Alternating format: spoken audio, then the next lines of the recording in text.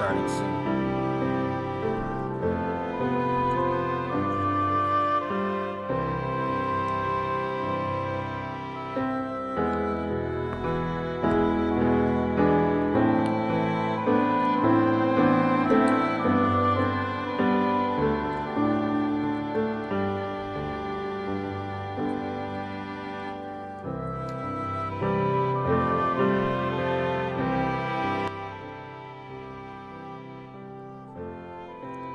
Check, check, check, check.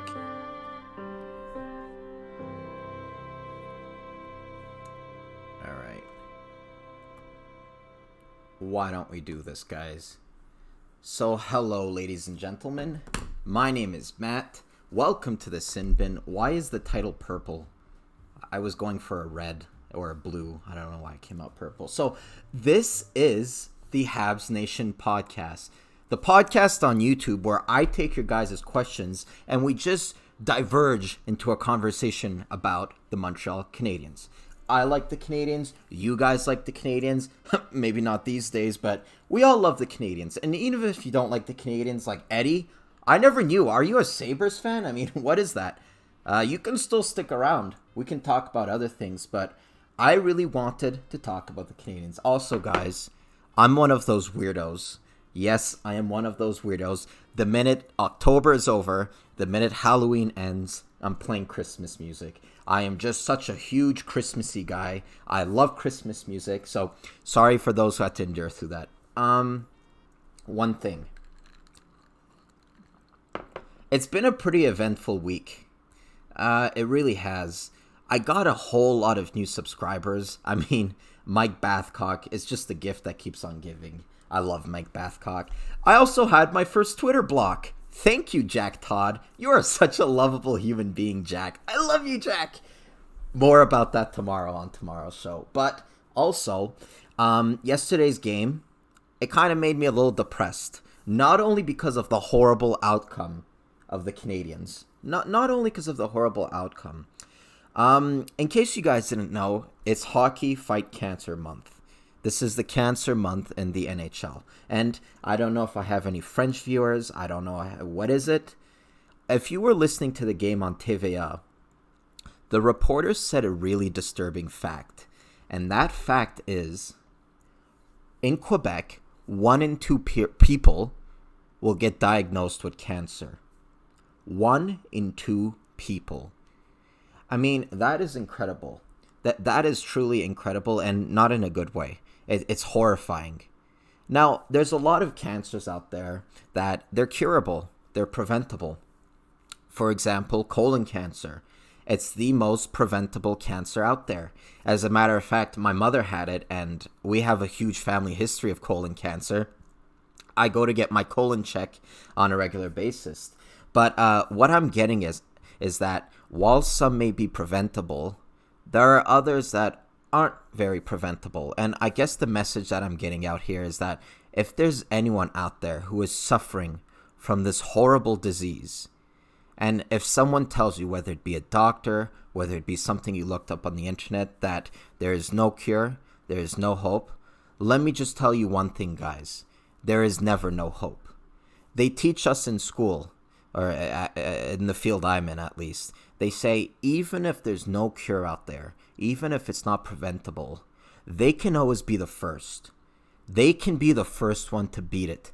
And that's the mentality the people should have. So if there's anyone out there who knows someone with cancer or has cancer themselves, my word for you is don't lose hope. Keep on fighting the good fight. And putting all of that aside, let's move from one misery to the other. And holy crap, Montreal Canadiens versus the New York Rangers.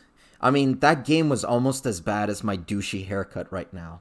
So, one thing the Canadiens have going on, and it's not a good thing, is that they have trouble beating easy teams. We saw it with the Senators, we saw it with the Flyers, but I wouldn't really call them an easy team. I think their record is much worse than what they're showing. We've seen it with the Rangers. Now, this is somewhat of a bad problem, but let's just say I'd much rather the Canadiens have trouble beating the easy teams than beating the hard teams. Because if they have trouble beating the hard teams, the narrative goes, well, they're not good enough, they don't have talent, that's why they can't beat them. But the fact that they have trouble beating the easy teams, it's more of a mental issue. It's less so of a talent issue. I think they're not going into the games prepared enough. I blame the players. I also think the coaching has a lot to do with it. I mean, Claude Julien, if you're listening, you have to prepare your players to go into this fight. I mean, it makes no sense a team that's able to beat the Blues, to beat the Washington Capitals, both teams that are much bigger and much talented than them.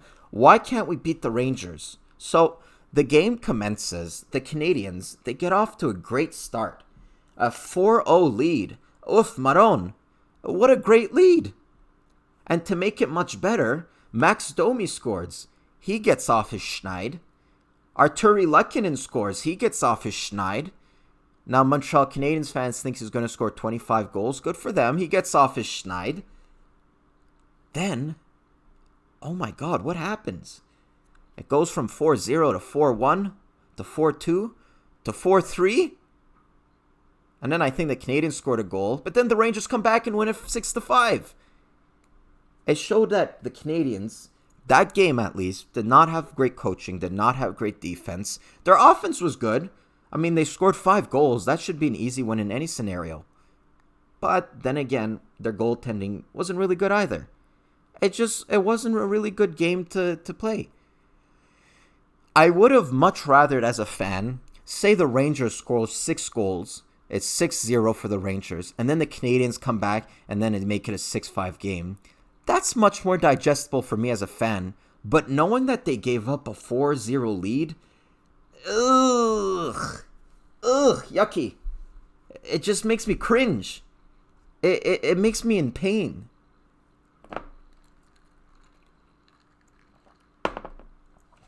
All right. Eddie Haskell says, where's the bubble gum? Where's the bubble gum? He says he loves the Habs. So why do you got a Sabres logo? Levi Ackerman, I don't know what the hell your logo is. He says, why do the Habs suck against bad teams? Let's get into that. Why do the Habs suck against bad team? I don't know much. Because although the background here, I'm in the Canadiens dressing room, I'm not actually in the Canadiens dressing room, believe it or not. I don't really know what's going on in their heads. But I am guessing the answer to your question, it's between their brain. It's between their eyes. It's a mental thing, guys. They're not coming in prepared enough for these games. Again, this is bad, but it's also kind of good because it's a really fixable situation. If they were losing against the hard teams, then we would throw in the towel. We would say, okay, we don't know what's going on. We throw in the towel. But no, we are doing well against the hard teams. I mean, Washington, the Blues, they won the Stanley Cup in the recent years, and we're beating them. Why can't we beat the Senators? Why can't we beat the Rangers? It's all up in here. Max Cossi says, package KK for Goudreau. Now, Max, I'm going to talk about KK in depth. I really am going to talk about him in depth. Actually, you know what? Let's talk about him now because KK, there's something going on with him. Maybe it's also in his head. He looks like the type of kid that he's kind of out there. He's kind of a little loopy looking. He got those big bug eyes. But if you are to watch the games now, and say a stranger, he's never watched hockey before, and you were to say, this is KK, this is Suzuki, one of them it's his first year, and the other one, it's been 2 years he's in the league now. And then you would ask to guess who. More likely than not, the person will say, oh, well, KK is the rookie. KK, it's him that it's his first season. So, a lot of players, a lot of fans, they're kind of looking at this whole situation. They're kind of turning against KK, and for lack of a better word, Suzuki is their new teddy bear. So, my explanation for this whole KK situation. Now, I made a video. I told you guys, KK is going to be a good player. He's going to be a great player. But let's just temper expectations. because I'm no expert, okay? I'm no scout. I'm no veteran hockey scout, as Jack Todd would say. Fuck him. I'm no hockey scout, but I've seen a lot of hockey. I've seen a lot of hockey, and I've seen people at Kotkaniemi's stage playing much, much better. Now, does that mean he's going to be a bad player? No. I am just saying temper expectations, because we are comparing him to Barkov. We are comparing him to Beliveau. He is neither. And what ends up happening, you put pressure on the kid. That's useless pressure. And also, we end up feeling like crap because we expect greatness, and now we are here on YouTube discussing how we're disappointed. Let's go through the comments. I'm going to make the font a little bit smaller. I feel like it's really big. But Max Cossi says, package KK for Gaudreau. I don't know about that, because you're going to lose a lot of years. Gaudreau is not an old player, but he's a little bit older than KK.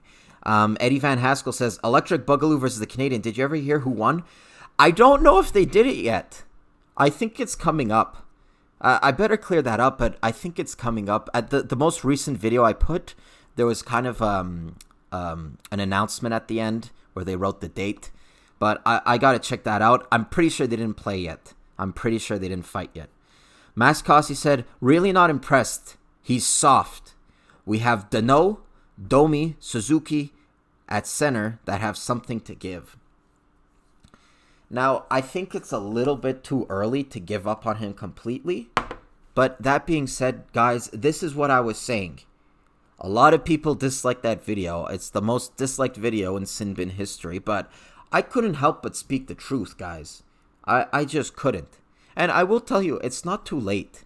I mean, it's been, 30 games in the season? Or in that vicinity? It's way too early to give up on a player.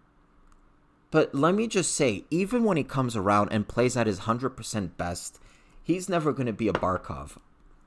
He's just not that type of player. He's going to be a really solid player, but still, he's not going to be a Barkov. Now, I compiled for you guys. Can you guys see it? All right, we're good. I compiled for you guys. I went on this site called Hockey Reference, and I got the number 3 overall pick in all of the years in history of the Hockey League. And I limited it to forwards because I want to compare Kotkaniemi, who's a forward. I want to compare him to other forwards. So we see here 2019, 2018, 2016. That's a little bit too recent.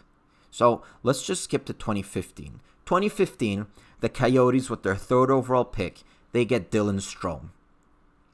Dylan Strome is a great player. He wasn't really good for the Coyotes, but once he got traded to Chicago, he kind of revitalized his career. With that being said, I wouldn't go as far as to say he's a superstar. I wouldn't go as far as to say he's Barkov or Kopitar or whatever it is. He's a good, solid top 6 player. I think that KK is kind of in that vein. The year before that, the Edmonton Oilers with the 3rd pick, they take, let me make this bigger, Leon Draisaitl. Superstar. He's a superstar in this league.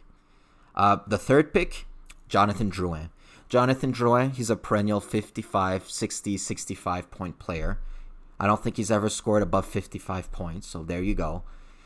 The next number 3 overall pick, Galchenyuk. I mean, on a good year, he'll score 50 points. Definitely not a superstar. Huberdeau's a superstar.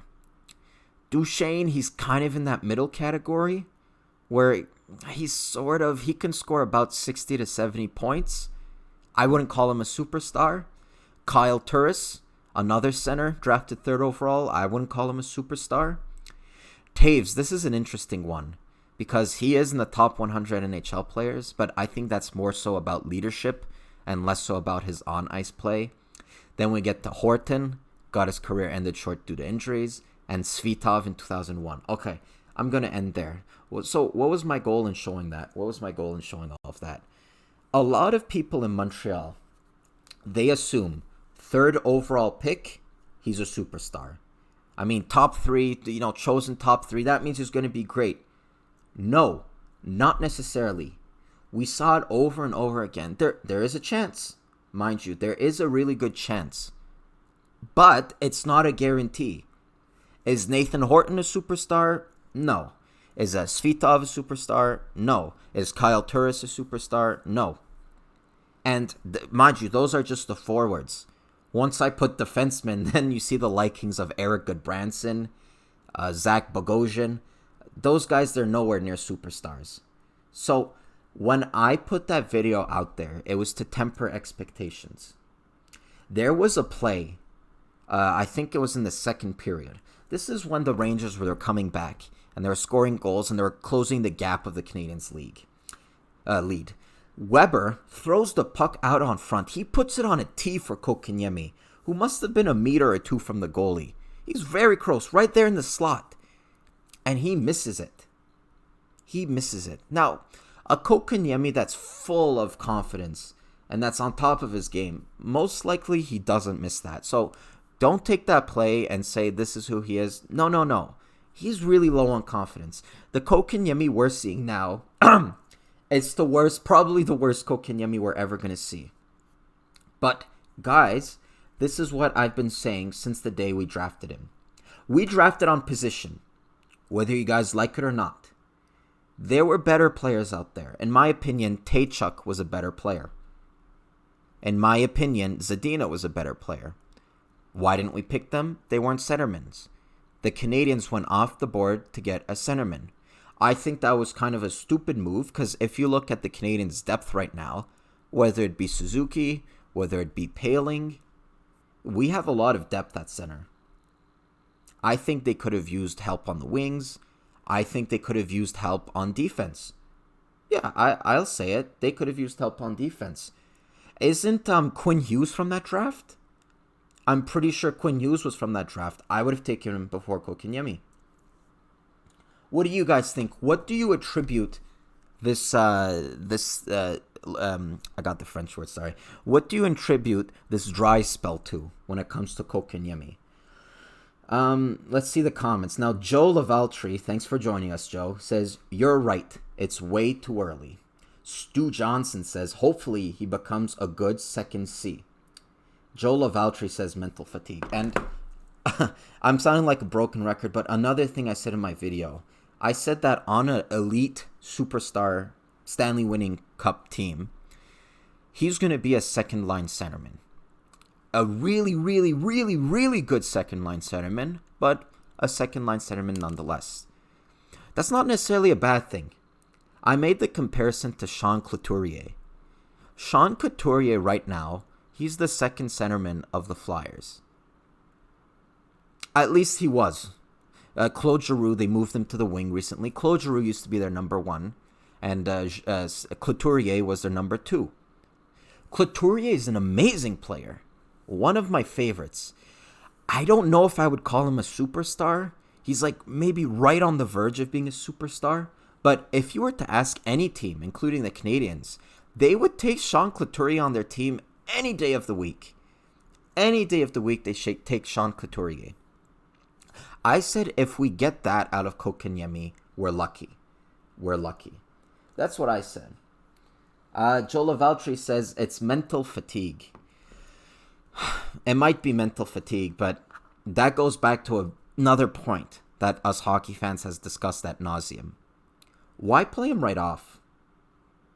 Like, seriously, guys. Last year, did we need his help that bad? Were we making a push for the cup? Did we need the young talent that much? Not really. And in fact, not at all. Why couldn't we send him down to Laval? I don't mind sending him down to Laval. Hell, I wouldn't have mind sending him down to Finland. Honest to God, guys, look. He played good in the preseason. He played more than good, to be fair. He was great in the preseason. We all know that if you're 19 in this league, it might be okay at the start. You kind of get this jolt of adrenaline, and the first few games you look great. As the season goes along, it's a grind. It's a grind, and it's going to be hard for the player to develop in those circumstances. So with all that being said, why not develop him in the AHL? The NHL is not a development league. It's a league of results. And right now, it's not that Kotkaniemi's hurting the team. I don't think he's at that point yet. nor will he ever be. He's just really not helping them. I often say this for a defenseman. In fact, I said it about Chariot when we first acquired him. I said Chariot is the type of player, a defenseman, that if we don't notice him, if he goes the whole game and we don't notice Ben Sherratt, that's a good thing. Because most likely, he's doing his job. He's not making any brutal mistakes. We're not noticing him. That's a good thing. So that's for defensemen. For forwards, it's another story. It's another story. If we're not noticing you, it's less so because you're not making mistakes and more so is because you're not creating anything out there. And in the case of Kotkaniemi, we don't notice him much out there. You look at Suzuki, the vision, the IQ, the everything. This is a guy that paid his due diligence. He went in Owen Sound, got drafted, went back to Owen Sound, then got traded to Guelph, played in the Guelph in the playoffs. He did his due diligence, guys. Kotkaniemi, a guy, and let's face it, it's not easy. It's not easy for a guy from Finland, that young, to leave his family. I mean, just look at me. I'm 23-year-old. I left my family to come to the States, and I'm depressed as hell. I'm eating spaghetti and ice cream, sometimes both at the same time. I don't know what's going on. Puckbag. He says, I think teams are under pressure to develop players faster, especially high draft picks. And that's true, Jack. By the way, if you want to call in and have a little chat, you guys can... Yeah, guys, I have a Skype thing here. If you guys want to call in and have a little chat, be my guest. I'm going to open it right now. We can hang out together. Don't worry, I'm not going to bite. I'm not going to bite. And if you guys haven't subscribed to Jack... Oh, hold on. Oh, never mind. My Skype just got deleted. If you guys want to subscribe to Jack on the Puckbag, he's great. He's great. But what I was saying, though, is that I'm really scared the reason that they played him so early, the reason they were pressured, as you say, Puckbag, is that the Canadiens, that year where they drafted Kotkaniemi, they lost a lot of the season ticket holder. They lost a lot of the loge ticket holders. I really am scared. I don't know if they did this or not. I wouldn't put it past the management that they played Kotkaniemi to salvage some of those tickets. Saying, guys, look, here's our next star. Here's our next player. Please buy some tickets. Now, I'm scared that was the case. I really don't hope so. I'm the type I like to over-marinate my players. There's no such thing as playing too much in the AHL, in my opinion. You can't over-ripen them. They're not a fruit. You know fruit, you let it hang on the tree, it gets all rotten, and then you eat it and you get bad diarrhea. That's not the same with players. You can't over-ripen them in the AHL. Let me take a sip of water.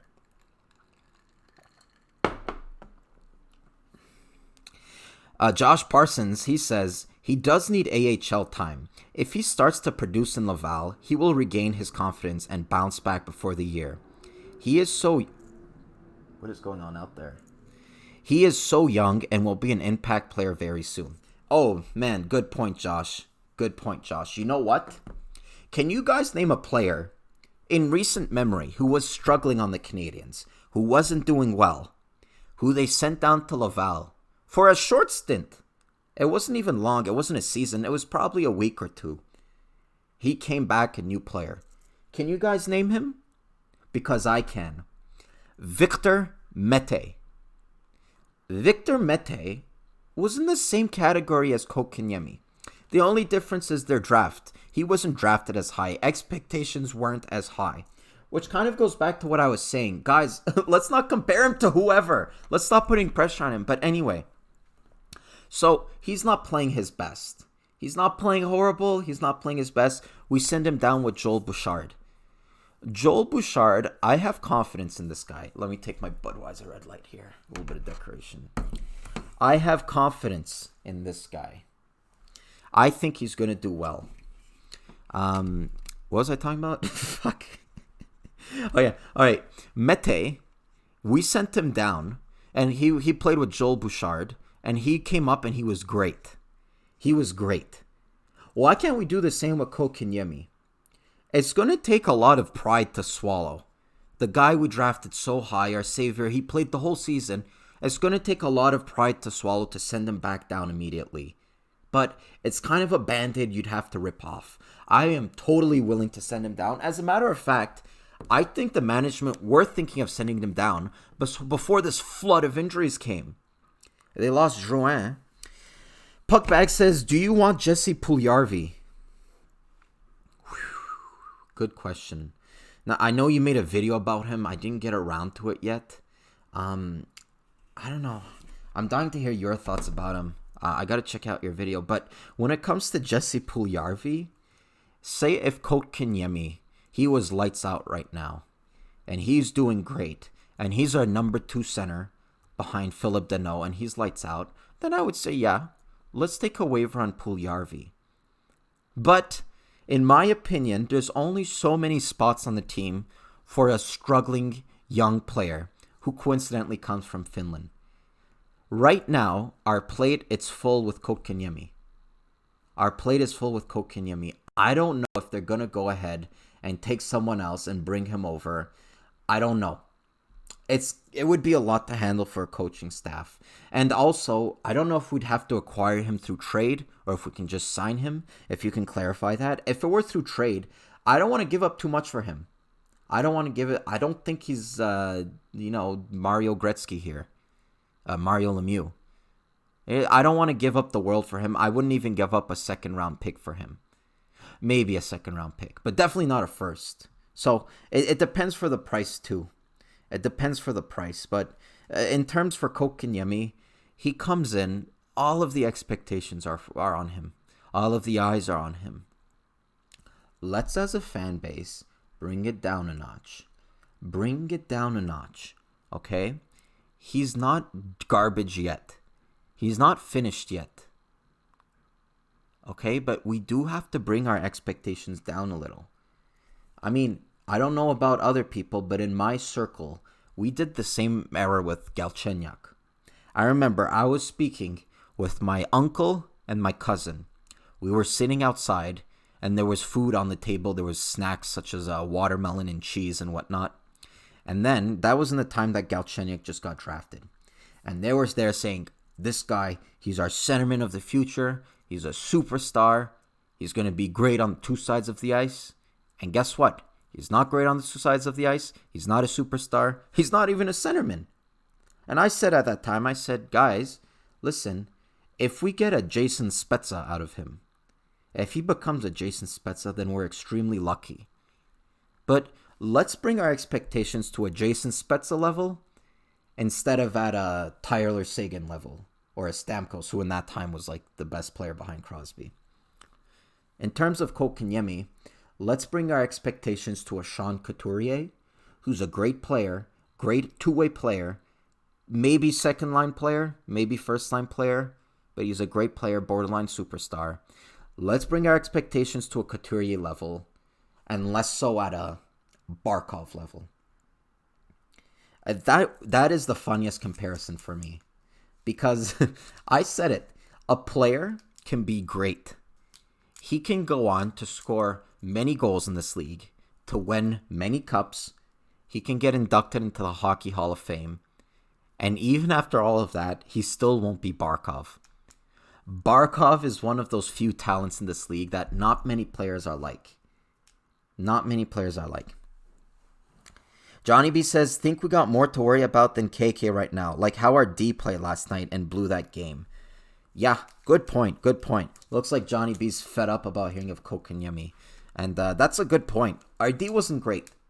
It was some horrible D. Claude Julien, the coaching, probably in the mental aspect of it, instilling mental toughness in his team, didn't do a great job. Carey Price wasn't great. And you guys can say the goals weren't his fault, this and this and that. When a guy gets paid $10 million, then yeah, some of the goals are his fault. But that D is porous. That D, it's funny because on some nights, it looks great. On some night, Shea Weber, if he continues on this pace, he will get nominated for the Norris probably for the first time in his career. I need to check that out. Ben Sherratt, he's great. He was a great acquisition. I was kind of scared he would kind of turn out into a Carl Alsner. He's been great. Probably our second best defenseman, believe it or not. Mete is coming into his own. Mete is great. Petrie, he's kind of on a schneid recently. Hasn't scored in 16 games, but I still think he's a really underrated defenseman. Definitely a top 4 defenseman. Who's on our bottom pair? I can't even remember. Fleury. Fleury is great. He's a young player. But let's keep in mind with Fleury, he's going to make mistakes. It's going to be a little bit tough. So the point I'm getting at, guys, is that we have a lot of great players on defense. We have a lot of great players. So why is it that we let in 5 goals? Why is it they looked really porous? I really think, again, at the risk of sounding like a broken record, it's up here. Sometimes when the opponent isn't tough enough, you're not as sharp. You kind of take your foot off the gas pedal. And what happens as a result? Costly mistakes. Sometimes they can play a very solid game, but then a defenseman would come, maybe like for sake of argument, Fleury. He'll come and just give the puck away. And then the other team comes up and scores. And it's funny, guys. One thing I think that's really troubling is that the Canadiens, they need to do 2 things, okay? If I were Julien, I think I have a great club. I think they have a great team. But I would do 2 things, okay? First of all, stop freaking scoring in the last 10 seconds or the last minute of a game or of a period. That is something I've never seen watching the Canadiens. It's something they've developed this year. For some reason, they have a fetish for getting scored on in the last minute. Second thing, don't take your foot off the gas pedal in terms of when you're against easier teams. We can beat them. We can. It's just the Rangers. It's just the Senators. The Senators are so bad. They could use Alexei Yashin on their team right now. That's how bad they are. We can beat them. It's all between the eyes. Once you play an easier team, you kind of take your foot off the gas pedal. It happens to me too. I play in 2 hockey leagues. One's against these really good players, these adults, and the other one is with these chubby prepubescent kids. Now, with the chubby prepubescent kids, I don't really have to try. Some people might say you yourself, you're a chubby prepubescent kid, ha ha ha ha. But when I'm playing against the easier league, I'm not really trying, and I'm really good. I'm scoring goals, but sometimes I will make the odd mistake where I underestimate the opposition and I just give the puck away. I think this is what the Canadiens are doing. I really, that's the only excuse I can come up with. And if I were to find other reasons, I need to be in their dressing room. So that's what I come up with. I hope that answers your question. Joe Lavaltrie says, there will be a chemistry with all the elements in place now, coming up after December, and it will be great to watch the games. And yes, the defense is the real issue here. Yeah, maybe. I still think, though, I don't think it's the defense that's all that bad. I think if you look at the players individually, like say if this were NHL 19, the players are all consistently above 84, maybe. They're all good individually. It's just that when they come together in the system, they make a lot of stupid mistakes here and there. The power play bit us in the ass. Usually our penalty kill isn't all that great. And Carey Price, and let's not forget this, guys. Carey Price is the type of player where if he's on a good night, if he's playing well, he's going to make everyone playing in front of him look good. Everyone in front of him is going to look like better players. And if there are games where he's not playing as well, like yesterday was an example, then the teams, they look like crap. There, I made the font a little bit smaller. Let's see. Josh Parsons says, they get soft in the last leg. It's as if they feel bad for the other team before the period is over. LOL. I can't disagree with you there. Johnny B says, losing to the Rangers is one thing. Losing when up 4 goals on a backup and the backup night is not acceptable at all. Yeah, and guys, I just need to say, I know it's frustrating. I think that me, myself, and the players, they just want to move on to the next game. They want to flush it and just leave it behind them. It's like when you go to Chipotle and maybe you put too much pinto beans in your rice and you have to rush to the toilet and you made a disaster in the toilet and then the toilet won't flush. All you can do is try to flush it and leave it behind you. Exit as quick as you can. This is the Rangers game. Flush it and run for the door. Let's move on to the next game. Let's end. I hope that the opposition is harder. I hear that December is a crap month for the Canadiens. But given that they play well against our team, it might end up being a great month. Joe Vlavaltry says, let's go further back here. Goaltending. Yeah, goaltending was an issue. I think Carey's been great this year. But one big problem with Carey Price throughout his career, consistency. Sometimes not even from game to game. Sometimes within the same game, Carey Price isn't consistent.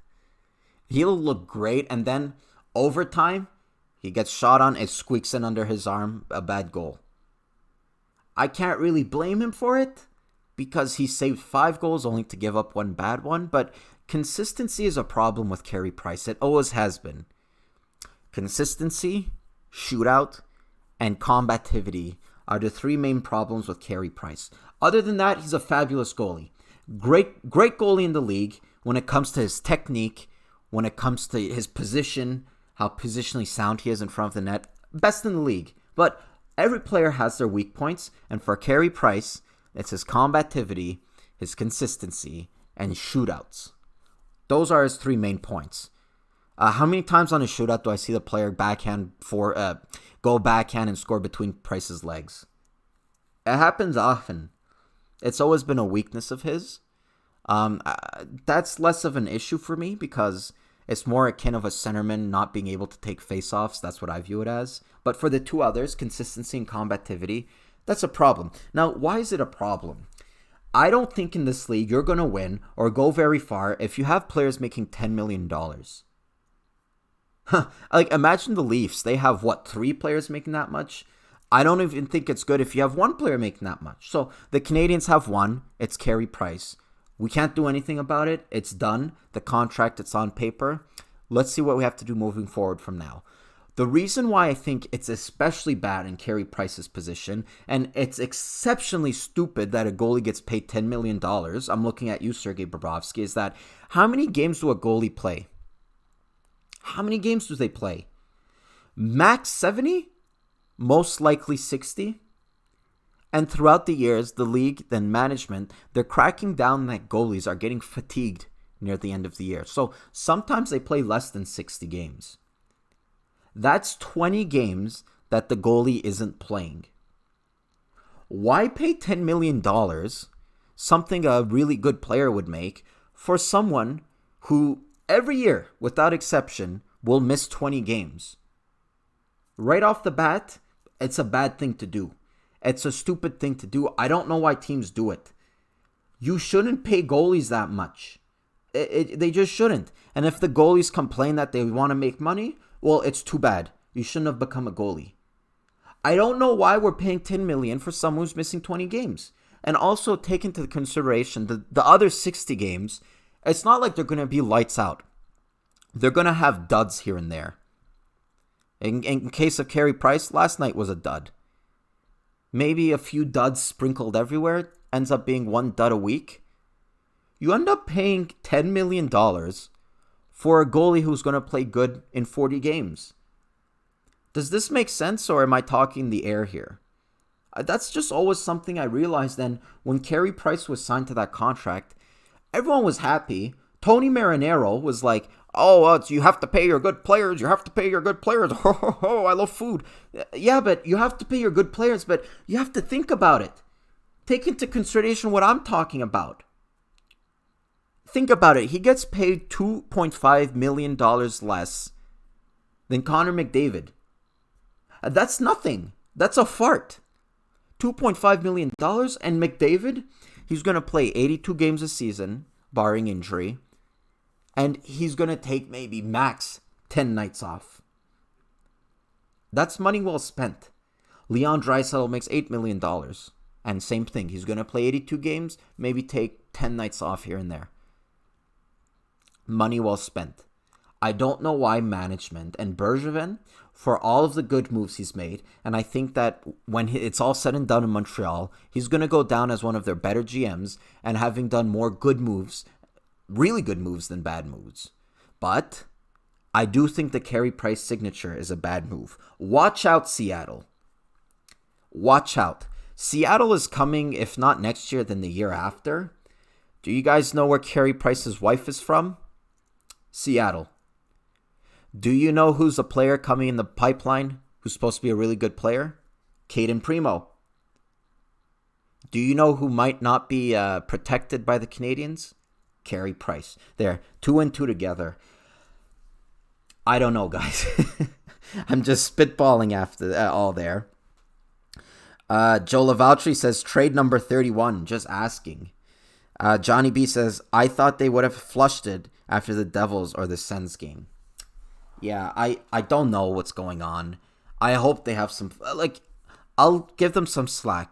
They got screwed over versus the Devils. They did. I think that the refs were horrible. And not just because of the goal that got waved off. Because I do think that, according to the rule book, he kicked it in. I think they should change the word kick because you can't kick something with your shorts. You kick something with your foot. A football, kickball. Anyway, it wasn't that bothered me. It was more so the hooking call in overtime. I mean, if he hooked him on a breakaway, then fine. But the hook that Philip Deneau took in overtime on a nothing play, I could say that 9 out of 10 refs wouldn't call that. But I'm going back on useless things here. I'll give them some slack against the Devils. It's more so the Senators that bugged me. It's more so the Rangers that bugged me. Puberty. Sorry. Oh, the water's so fresh. It's more so the Rangers that bugged me. And they came out of the gates flying. 4-0, I was thinking, wow, 4-0, we're not even in the third. This is going to be a Texas Chainsaw Massacre. But alas, no. It isn't. Let's see. If you guys don't have any questions, I might call it a night. Do you guys see my sweat pits? Look at that. This is how hard I work for you guys. Sunday night. Didn't even go to the gym. I'm fat as fuck. This is what I do for you guys. So, if there's no other questions, I'll give you guys a few minutes to pop in. Let me know what you guys think of the show in terms of, does Sunday at 7 work for you guys? Do you rather another date? I might not be able to do Saturdays or Fridays, but just let me know. I'm going to try to do more watch-alongs. That's one comment I've been getting. There's some weeks where I can't. Thankfully, this Thanksgiving week, I'm off the whole week, so I'm going to try to do some of those. And just let me know if the times work, if the days work, if there's anything you guys want to talk about. Sorry, I'm getting acid reflexes. That's why you hear these awkward pauses. But if not, Johnny B says definitely not hating on them. Huge fan. Watch every game. Just get frustrated. Yeah, and let me just stress this. There's 82 games in a season, Johnny. Not all of them is going to be a walk in the park. Not all of them is going to be sunshines and rainbows. You're going to get some rainy days out there. So don't get too upset. I tend to get really upset when the Canadiens lose, but I have to remind myself, okay, there's 82 games in the season. Yes, they're not going to win all of them. They're going to lose some. Yes, some of the losses are going to hurt more than others. But hey, with all that said and done, make sure to like and subscribe. Guys, I'm not joking. Subscribe to the Puck Bag. He's actually one of the good YouTubers here talking about hockey. Even if you don't like him, I'm commanding you to subscribe to him. And subscribe to my channel, obviously. And if there's no other questions, I appreciate all you guys out there. Joe Lavaltri, Johnny B, Josh Parsons, Puck Bag, all of you guys, Levi, Stu, thanks for asking your questions. And as you always, you can join me here on the Habs Nations podcast. This was episode 2. I'll be here next Sunday, if nothing changes, at 7 p.m. Hope you guys join me. My name is Matt. Keep your stick on the ice.